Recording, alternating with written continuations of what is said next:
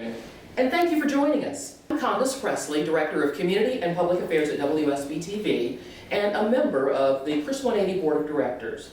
I am here with Kathy Colbenson. She is the President and CEO of Chris 180, and we are broadcasting today from one of Chris 180's foster homes.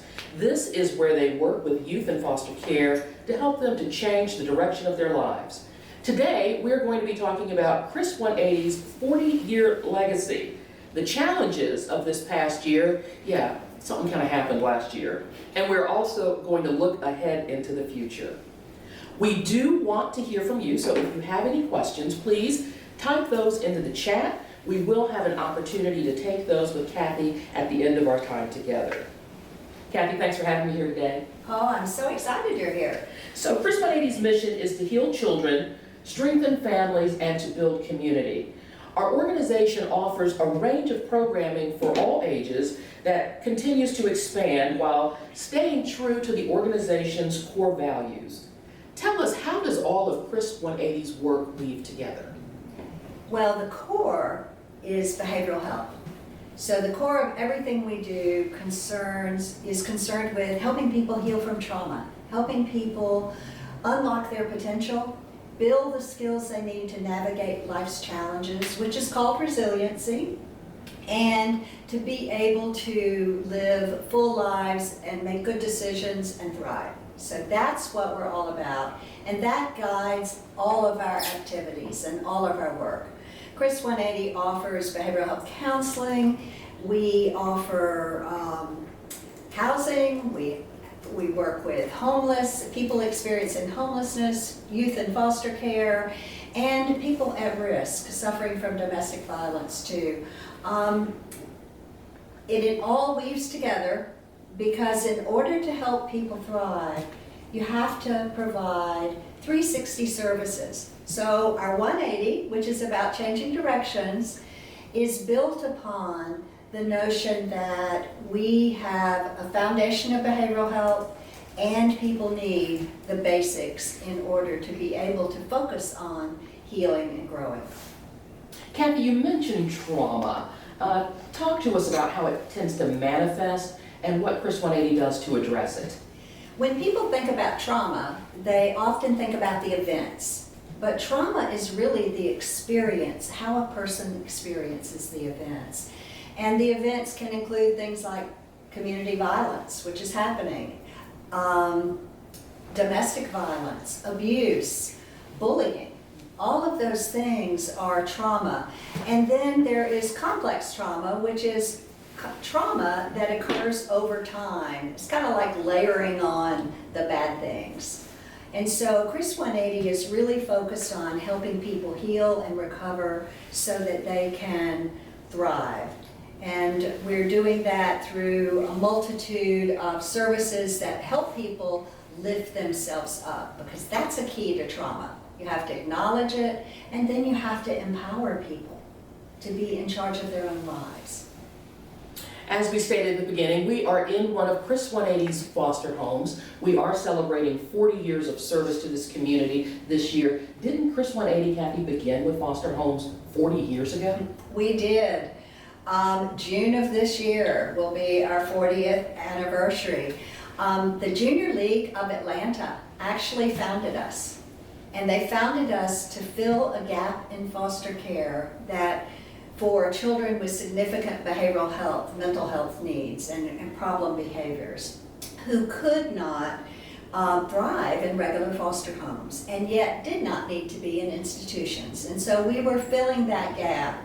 And everything we've done throughout these 40 years has been to fill a gap and to figure out how to get more and more on the front end. Because children should not age out of foster care. Foster care is, children need adults and families and communities who are supportive in their lives. How do clients come to Chris 180? Clients can come, they can self-refer, so people can come to Chris 180 for counseling. The schools, we provide school-based mental health counseling, and schools refer. The Department of Family and Children Services refers, other nonprofits refer, juvenile justice. So we have a whole host of partners who can refer to us. The last year has been a challenge, to say the least. When COVID hit a year ago this month, how did Chris 180 pivot and adapt? Well, fortunately, we believe in being prepared at Chris 180. And so we had just completed the capital campaign and had moved into a building with more space, which was critical since we needed to social distance.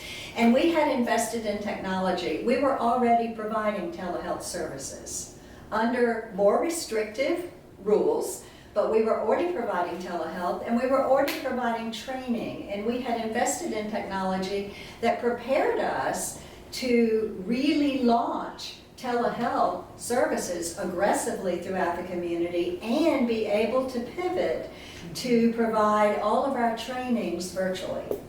So we were like a war room for 2 weeks figuring it out. And that is how you were able to know how you would be able to serve such a diverse client population that Chris 180 serves. Yes, what our top priority was being able to meet the needs of our existing clients. So that's where we focused first. And that's actually how food delivery began, because we were helping our existing clients and we were checking in on them every time we delivered food. So we have expanded that during the course of the pandemic to the apartment complexes, the neighborhoods where our clients lived. And you know, we'll be phasing it out this year, but it really has served to help us actually provide services to more people. With more than 40 years of service to our community and more than 30 with you as our leader, Kathy, one word that comes to all of our minds is legacy. What are you most proud of in your tenure here at Chris 180? I think there are 3 things. One thing is that we have worked behind the scenes for the entire time I've been here to promote equity and justice in the foster care system and in the mental health system. We've accomplished a lot of changes that have been made in state systems to better serve populations and to recognize the invisible populations also that the system wasn't recognizing, such as the LGBTQ population. Because, so we worked behind the scenes, and then because of the work that we were doing in equality and justice, we also got invited to a meeting where we learned about the homeless youth and how LGBT kids were disproportionately homeless. And that led us to provide targeted outreach to homeless youth who were LGBT. And we've also contributed to pilot programs the state operated that have now become a part of the framework of working. Behavioral health assessments that are done today started with a pilot we were part of. So there are lots of things people don't realize that we were actively involved in through the course of the years. So now you said 3 things, those are 2. Legacy for you. Yeah, what else are, I mean, over 40 years and with 30 years of you as the leader of Chris 180, bringing greater attention to marginalized communities and working with the state to identify those needs and meet them. Piloting programs, doing work especially with homeless LGBT youth, and something else that you're so proud of. I know! And I'm running through all of these things in my mind. I think the other thing is being blessed to be able to be a part of an organization that empowers not only the people we serve, but our staff. And so to see people grow in their careers, to be able to be a part of being proud of people that worked for us, that have gone on to found other organizations and do other great things, though that's a part of what personally brings me a lot of joy and gratitude, that I was able to, and that Chris was, and 80 was able to be a part of that growth and development of other people who are going on to do really great things. While it is wonderful to reflect on accomplishments, and we'll be celebrating great work of 40 years this year, what's next, looking ahead? Well, Chris 180 has always been committed to filling gaps in services, and that's not changed. We're a values-driven organization, and as we look to, I have often said, we'd like to put ourselves out of some of the business of what we do. You know, there may not come a day in my lifetime where there are no homeless people, or people are embraced and valued for who they are, where they are. But Chris 180 is going to continue to do our part to work toward that end, where there is equity, there is justice and fairness, and that because of who you are or the color of your skin, that you don't get services that are less than, or you don't have outcomes that you really shouldn't have if you had equal opportunity. So Chris 180 is really focused on intervention at earliest phases in providing trauma services that help people heal. And again, a thriving community. That's our goal. In 40 years, Chris 180 has served more than 100,000 members of our community. That is incredible. Have you identified, having moved through the pandemic year that we've experienced, additional gaps in service, other needs that we can look to meet as we emerge out of the pandemic?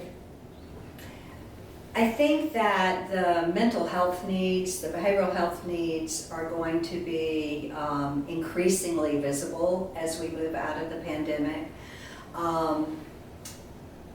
The suicide rates have increased.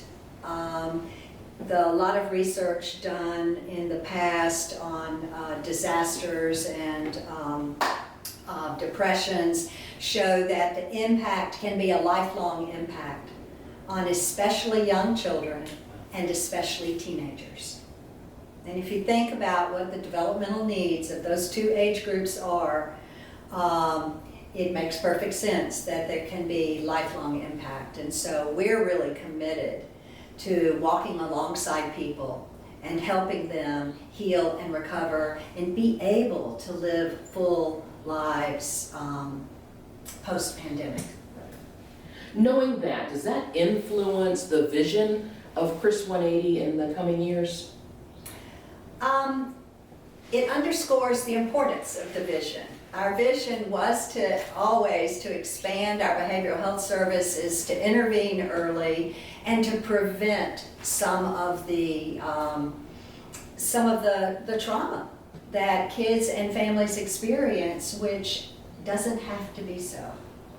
Exactly, it doesn't have to be so. And one of the things that we really wanted to do in visiting with all of you this afternoon is to share with you the mission, the vision, the work of Chris 180, and also offer you an opportunity to help. Kathy, what can people do to help Chris 180?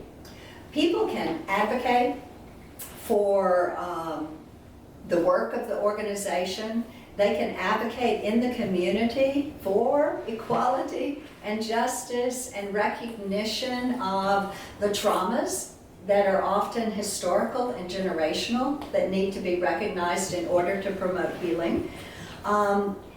They can go to our website, chris180.org, and they can donate. We are a charity, and 15% of our revenue is totally dependent on charitable dollars. And so $15 a day could provide meals for a homeless youth. We have allowances. The kids in our group homes get allowances. They earn allowances just like you would do in a regular family. And it's $10 a week per child, which is way too small, way too little amount of money. But that's a $25,000 budget item for us with all the kids. And so those a monthly gift would help pay an allowance for a child. Tell me a little bit more about our group homes and what's the capacity of young people in one of those? We never have more than 6 children in a home, so that it functions as nearly possible as we can make it functions within the rules we have to follow as a normal family. Kids go to public schools. They have tons of support. There's a therapist. The staff are trained in understanding trauma. So everything is designed to help them with what I think sometimes is overlooked, but the basic skills children get when they grow up about how to sort your clothes when you do laundry, how to cook, how to wash dishes, how to keep the house clean. All of those things, we're doing those things in addition to the specialized trauma recovery counseling that we're providing. So it's, kids go to public school. They, when possible, when there's not COVID, they can be on their sports team, baseball team. And we have a lot of kids now who've gone on to college or the military and would not have been able to do so had we not been there for them. Kathy, you've been here a minute. Do you find that clients who have graduated out of the programs offered by Chris 180 and who go on to do wonderful things and lead, productive, self-sustaining lives, do they come back and volunteer? Do you hear from those people? Yes. When I signed on to Facebook in 2009, I got friend requests from all over the country from former kids, and it was just an unexpected joy.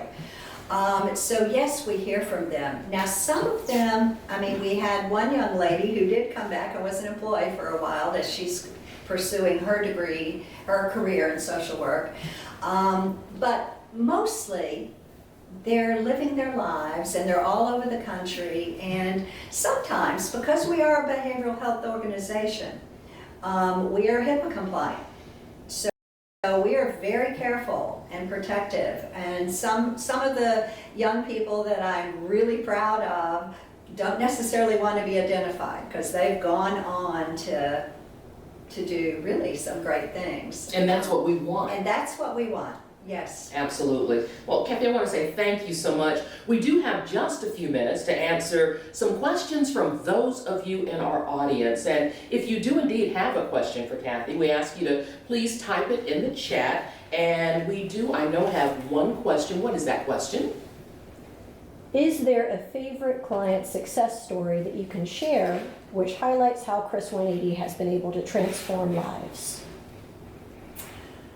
There is a story. Well, I'm going to give you 2 quick stories. One, a past story, and one, and this is someone who doesn't want to be identified, but he is providing executive support in a major company. He was homeless with his mom, who had a significant mental health issues, and he would never have graduated from high school or been able to go to college, which he did later, if he had not come into our home and our program. And now he's, gosh, I've been here a long time, so he's in his late 40s. And then the other one is a young man who spoke at a Crystal Ball not too many years ago, and he is working on a graduate degree in Arizona right now, where he got a scholarship, which is why he went to Arizona. And that is, he came when he was 15, and he was a child that was headed to a hospital setting and to be there for a while. And we worked with him. He worked really hard, because I do want to say, I have never worked with people who have more courage and more dedication as the kids that we've worked with, and to overcome the kinds of things they've overcome. I always get teary-eyed when I think about it, because it takes courage. It takes to face your trauma. How many adults in the world who are functioning out there like you and I never take a look at what happened and never ever heal because of it? And these kids, they have that courage and that strength, and it just humbles me every time I think about it. Absolutely. And we thank you all for your questions. I understand from our team that we have another question from the chat. Hello.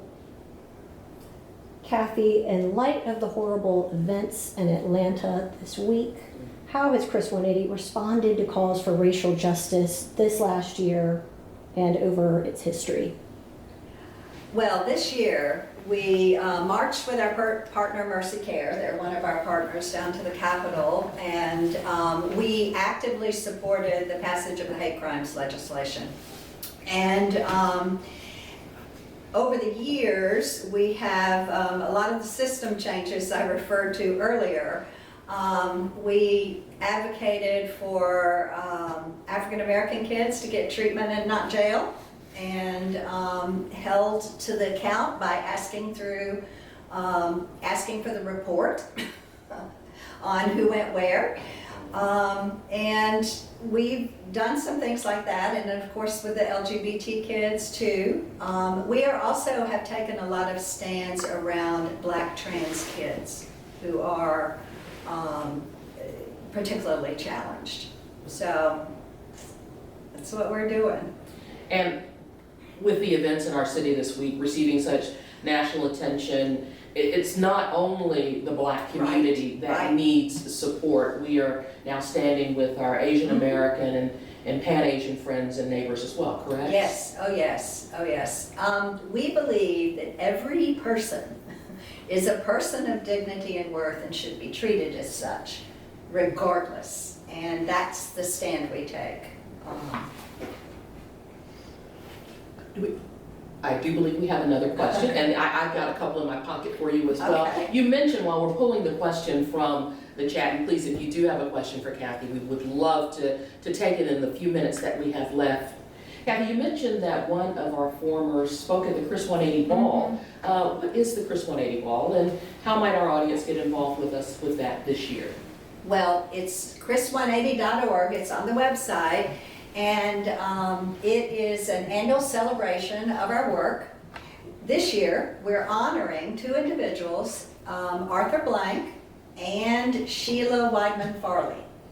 And both of them have been longtime supporters of Chris 180 and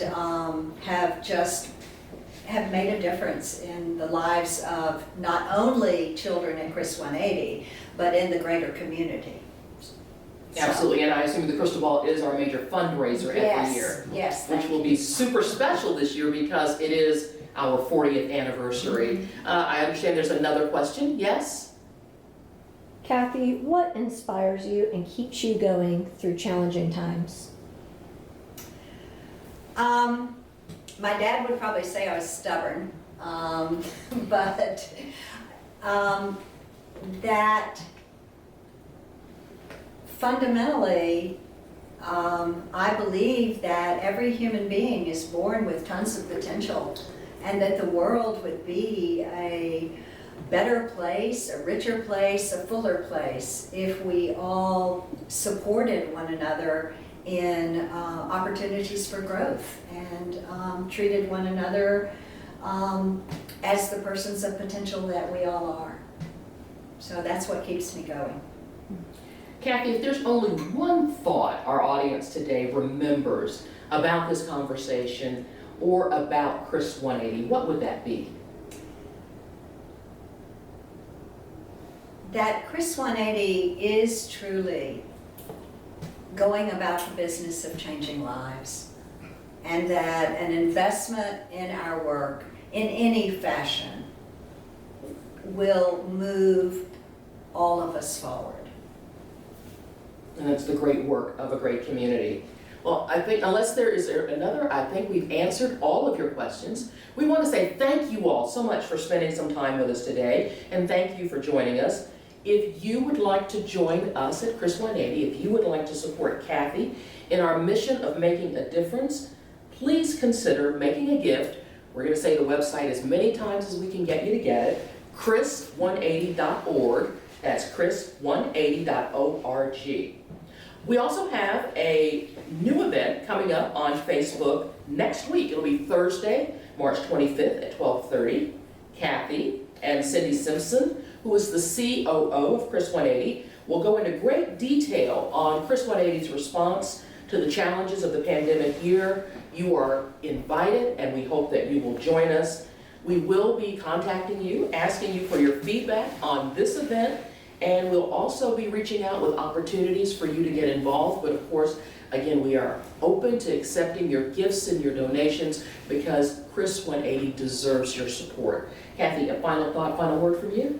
I just want to say thank you to you, and thank you to all of the people who support our work, because it's without you, we couldn't do this work. And I am just eternally grateful from the bottom of my heart that you give us your support that changes so many lives. And we are thankful for you and for your leadership. Everyone, thank you again for being with us today. I'm Condace Pressley with Kathy Colbenson, our president and CEO of Chris 180. We appreciate you spending a little bit of your lunch hour with us today. Good afternoon.